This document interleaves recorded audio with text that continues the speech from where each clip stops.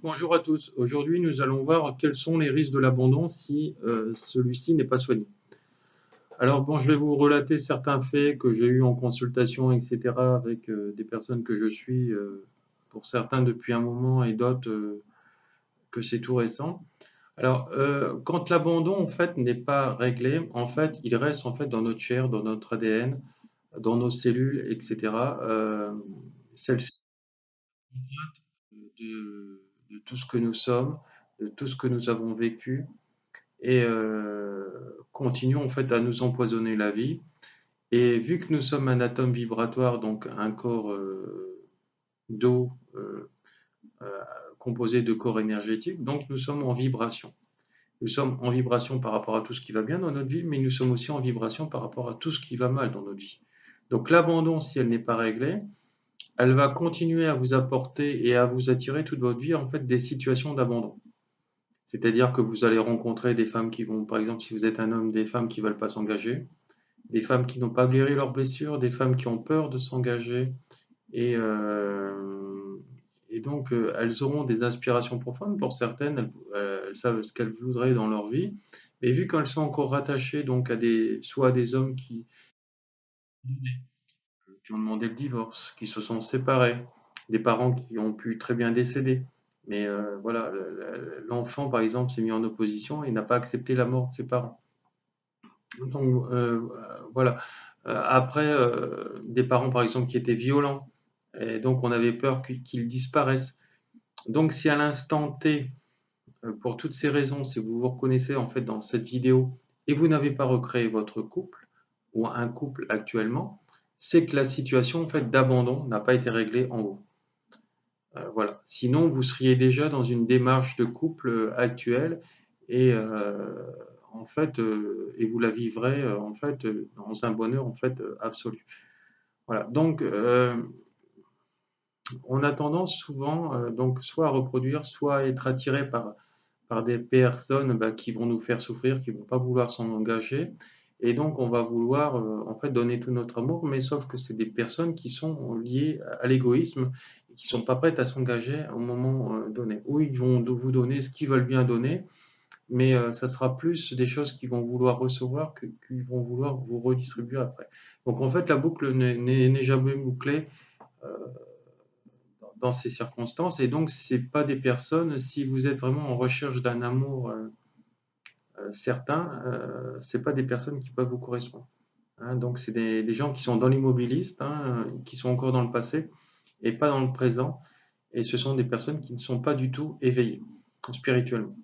Voilà. Donc voilà. Alors certains vont découvrir l'éveil, mais ils vont rester endormis dans l'éveil. Hein. Ils vont pas comprendre que tout ce qui crée et que la réalité de leur vie, de leur souffrance, etc. Et tant qu'ils ne guérissent pas ceci, leur vie n'avancera pas. Donc pour certains, la facilité, ça sera de se remettre avec leur ex-compagnon, leur ex-mari, voilà. Et par contre, c'est pas la solution, puisque si elle a été destructrice auparavant, elle sera aussi destructrice en fait dans le présent, dans lequel quand ils vont se réinstaller. Voilà, donc arrivé à un moment, il faut le conscientiser, il faut le comprendre, hein, il faut se remuer, il faut remuer le prunier hein, qui est en nous, et puis se mettre en action et venir vraiment s'installer dans le présent et régler en fait cette situation d'abandon et se donner le droit en fait d'exister, d'aimer à nouveau et non l'ancien et on continue parce que quand on, en fait on est encore dans ces phases d'abandon, le nouveau on va le détruire. Hein, c'est un auto-sabotage puisqu'on ne s'autorise pas le droit d'aimer à nouveau. Et donc, donc l'abandon est encore là. Donc, on va préférer être malheureux. Hein, c'est un côté en fait sadique que certaines personnes ont en eux. Hein, en fait, c'est ce côté, je dirais malsain, mais je ne sais pas si c'est le bon mot, mais ce côté en fait d'autodestructeur qu'ils ont en eux et que, voilà, par peur d'être abandonnés une nouvelle fois, ils vont préférer rester seuls inconsciemment, même s'ils veulent recréer une vie affective. Et donc voilà, et même si l'amour pourrait rentrer dans leur couple par une nouvelle rencontre, ils vont préférer être dans le moi-je et, et être en fait, voilà, vouloir toujours avoir raison et ne pas écouter l'autre. Voilà. Euh, alors, une personne qui recherche l'amour, elle est dans une démarche en fait novatrice, donc d'aller dans le présent et vraiment s'installer dans une créativité. Donc, c'est des gens qui avancent. Par contre, les gens qui sont encore dans l'abandon, etc., eux, c'est des gens encore qui sont dans le passé. Donc, on ne peut pas les appeler des gens éveillés, hein, vu qu'ils sont encore dans l'ancien. Voilà. Et donc, tout ce que vous pouvez faire à la limite, c'est avec ces gens-là, c'est de les côtoyer peut-être de temps en temps si vraiment il y a encore un lien. S'il n'y a vraiment pas de lien et puis si franchement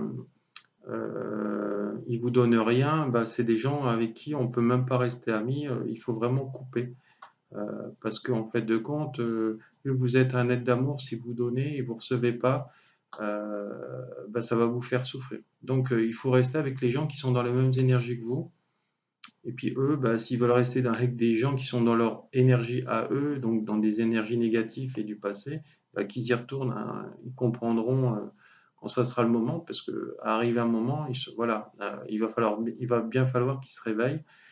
Et alors, certaines personnes ne se réveilleront pas dans cette vie, hein. Il leur faudra plusieurs vies pour se réincarner et pour comprendre vraiment les épreuves, avec d'autres épreuves qui se rajouteront. Mais malheureusement, ce qu'ils n'ont pas compris, c'est que dans cette vie, si bah, ils ne se bougent pas, bah, ils auront une multitude d'épreuves encore plus à régler. Voilà, donc bah, c'est un cercle vicieux, hein. Donc il faut quand même, il faut savoir qu'il faut donner pour recevoir, recevoir pour donner, même si on n'attend jamais rien de personne, hein. C'est le principe du 8 infini, pour que la boucle soit bouclée, hein. Et la boucle des épreuves n'est pas bouclée si, si vous redonnez jamais ce qui doit être dû à une personne qui vous a donné. Hein, voilà, donc pour justement qu'il y ait un équilibre en fait dans cet univers. Voilà, donc une fois que vous êtes compris, alors là, vous commencez à vous éveiller, vous avancez, etc. Mais vous ne pouvez pas vous dire un être éveillé parce que vous lisez des livres philosophiques. C'est pas possible. On est un être éveillé quand on met en pratique l'éveil spirituel qui est écrit dans ces livres, hein, et l'expérience en fait de la vie. Si vous ne le mettez pas en pratique, vous n'êtes pas un être éveillé. Voilà, donc voilà. Et puis arrêtez d'écouter les religions.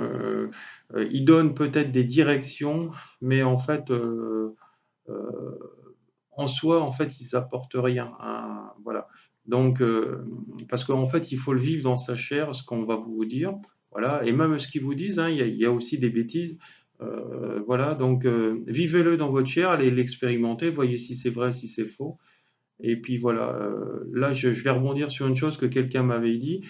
Par exemple, on ne peut pas avoir de l'amour. Par exemple, j'ai une femme qui me disait en consultation, je peux pas avoir de l'amour, par exemple, si je couche au premier soir et si l'homme me plaît. Je dis c'est faux. Je connais des gens dans mon entourage, aussi bien professionnel que même au niveau des gens que je suis, etc., et même au niveau de l'amitié, qui ont couché au premier soir et ils ont vécu 20 ans avec leur femme ou leur ex-femme ou leur ex-mari. Donc voilà, donc il n'y a rien qui est prédéfini à l'avance, hein. On peut très bien, une relation sexuelle peut très bien déboucher sur une relation d'amour si les gens à la base sont sincères, sont vrais et s'ils recherchent vraiment une stabilité sur le plan affectif. Donc voilà, tout est une perception des choses et rien n'est jamais figé en fait dans cet univers. Alors nous avons un karma, nous avons une limite droite, une limite gauche, hein, le bien, le mal.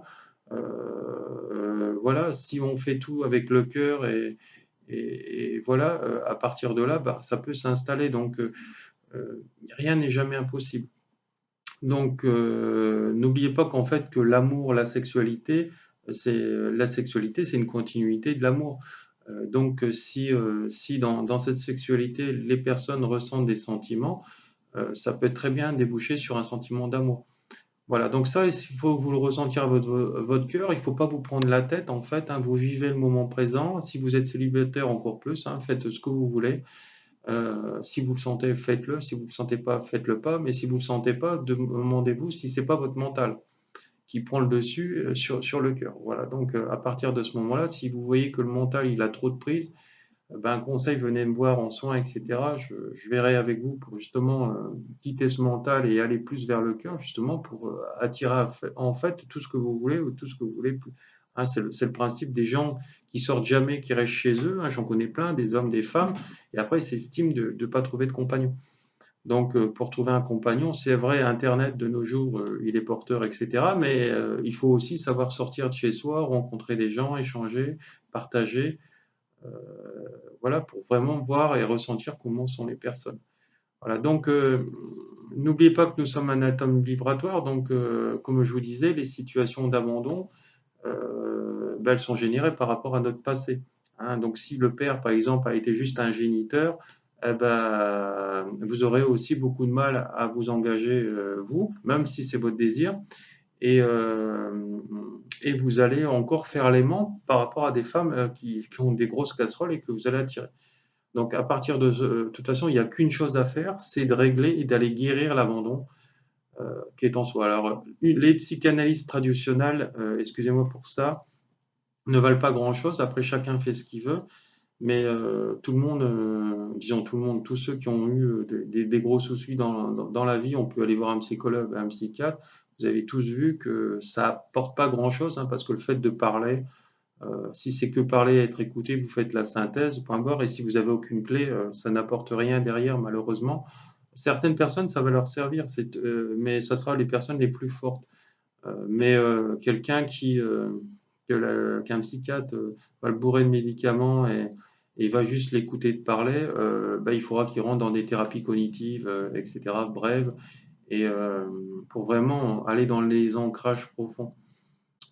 Voilà, donc ça, on arrive à résoudre aussi avec le Reiki, parce que bah, ça, notamment avec les formations, et encore pas avec n'importe qui. Il faut que le taux vibratoire du thérapeute soit vraiment très élevé, parce que moi, je connais des gens qui ont fait des formations Reiki avec d'autres thérapeutes, et ça leur a rien apporté. Pourquoi? Parce qu'en fait, le thérapeute apporte beaucoup par rapport à son taux vibratoire, et donc la formation, elle est beaucoup plus puissante avec des gens qui ont des taux vibratoires très élevés. Voilà. Voilà. Ne comparez surtout pas une formation ou un soin par rapport à son prix. Ça ne veut rien dire. Voilà. C'est par rapport au thérapeute, par rapport à son taux vibratoire, par rapport aussi à sa renommée, au retour qu'il y a, par rapport avec tous les gens qui soignent.